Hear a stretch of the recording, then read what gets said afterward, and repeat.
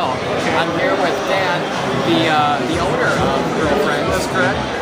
So tell me, Dan, what new projects are you coming out with? What's the future of Girlfriends going to be like? Well, more videos, more interesting series, more film noir, more dialogue movies. We brought out two good projects last year, two video projects. One was Please Make Me Lesbian, which was sort of a film noir soap opera. Storyline continues from one movie to the next, and I've got two really good actresses who had that up. It's about a stepmother and her stepdaughter, and Zoe Holloway and Lily Carter with that. We also brought out a new product. I'm surprised it hadn't been done before in the industry. It's called Lesbian Sex. I'm surprised that title hadn't been taken before for a DVD, but so we had that. But it's a series on where we get girls who know each other and are friends, or they're more mature girls who have a lot of opinions or knowledge of sex. We put them together and talk for about a half an hour about sex, and then we go have it. So those are two disc sets. Usually each pair is about 1 hour in length between the, say 20 minutes to a half hour, then say 45 minutes of sex. And then there are 4 scenes per DVD per movie, so we've got there are 2 disc sets. That's brilliant. Now, is this going to be a reoccurring series or just a one-off DVD? Yeah, it's become very popular, so it'll be a reoccurring series. I'm hoping to do one every month. It's easy to get that content because we know the girls who know each other, and it doesn't require me sitting down and writing a storyline, so it's a little easier for us to shoot. So you write a lot of the scripts, the tentative scripts and screenplays for the videos you do? Yeah, I do just about all of the writing for us. We do 30 productions a month, 30 scenes. We've got 8 or 9 talk shows, 2 talk shows a week that we do for our membership site. Those are interesting.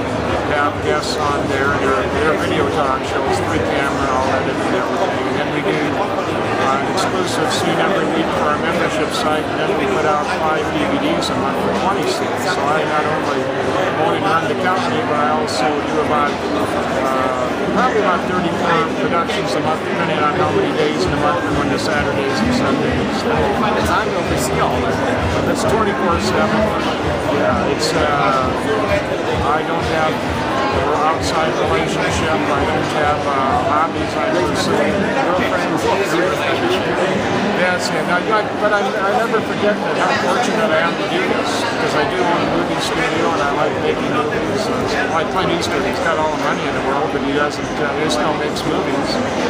And how many guys my age, I'm 60, how many guys my age could hang around with hot girls and have them all over me because I'm the guy who cuts the checks? It's a job everyone wants. It's a dream. Well, you're right. Everybody wants this job, and I never lose sight of that fact. So it gets frustrating because of the hours and that sort of thing, but I never lose sight of the fact that so many people would do this for free. And I work with great people too, and I really enjoy the girls. Undoubtedly. So what other films are coming up that you're excited about? Well, we're trying to buy a property right now to do a series on it. We're the most copied company in the industry, so I don't say too much about what's coming up, but I'm trying to buy a good-sized property where we're going to run a series there. We'll own the property. It's going to be a killer series. Where is that? It's in Los Angeles County, a couple of acres, and it's a compound, I'd say. Multiple Receiver is based out of Los Angeles, so we'd love to do coverage down there and check it out when you guys are all set up. Okay, good. Yeah, we've got our offering January 1st, about 2 weeks ago, is when we started negotiating on this to see if it goes or not. Also, we're very alarmed about the condom issue in Los Angeles City and County. This property happens to be in LA County, and I'm not sure how it will affect us. LA County hasn't really, they'll probably have a condom ordinance, but they really haven't drawn it yet. Whether it will affect girl girl, which is all we do, that's unclear too. So for those of you who don't know, California recently passed a law requiring all adult actors and actresses appearing in videos, requiring them to use condoms. How do you feel about that, Dan?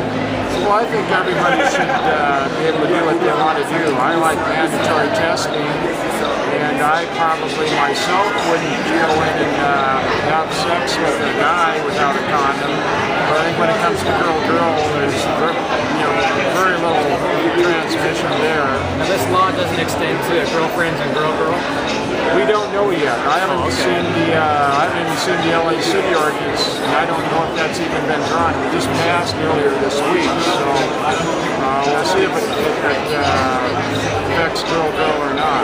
You know, there are girl-girl condoms, so we don't know if it's going to affect girl-girl. But I'm a believer that, you know, if you have Group A and they're off by themselves, they're all consenting adults, and they're bright people, why would Group B, who's no more intelligent than Group A, come over to Group A and tell them, no, you have to do it our way? It's like, I would never, I don't know what the religious philosophies are, but I would never tell you you've got to conform to mine. I just think it's horrible that somebody would do that. And these girls, you know, they don't have to do non-condom shoots if they don't want to. Nobody's forcing them to do it.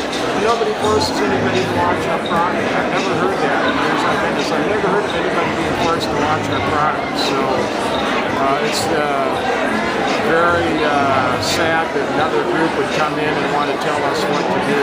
Because I would never do that to them, like AIDS Healthcare Foundation. I would never go over to them and say, okay, make sure all the gay people in the world are wearing condoms. It'll certainly be interesting to see what happens with this law, what it evolves into. Now, Girlfriends has recently won quite a bit of awards. Can you tell me about this? Well, the biggest award I'm happiest about is I was awarded Man of the Year for the adult entertainment industry by Xbiz magazine. So it doesn't get any bigger than that.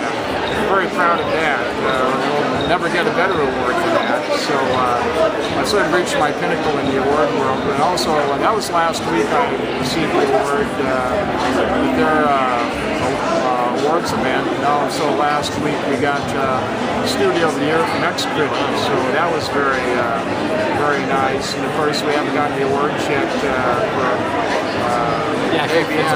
I think we have about 22 nominations. I'm fairly sure we'll get something. I'd like to get the Studio Image Award because we try and be a squeaky clean company. We treat everybody fair, whether it be the girls or the homeowners where we shoot and the people we do business with, our customers. We never put advertisements in our DVDs or do anything to annoy people. Search the internet, you'll never find any dirt out there on Girlfriends films.